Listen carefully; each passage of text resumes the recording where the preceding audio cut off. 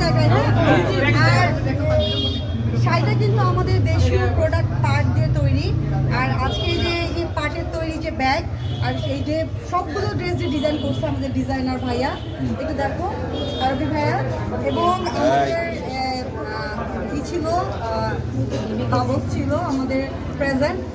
সেখান থেকে আমরা আজকে সবাই অংশগ্রহণ করেছি।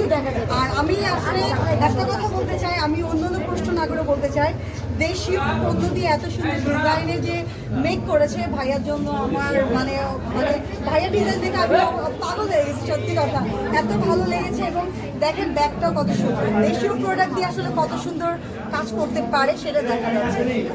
ধরো এটা, তবে পাটের পোশাকে কিন্তু সত্যি আপনাকে অনেক সুন্দর লাগতেছে।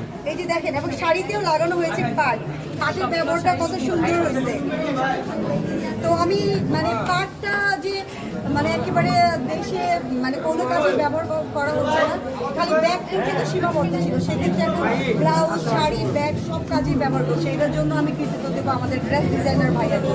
পাটকে তো সোনালি আঁশ বলা হয়।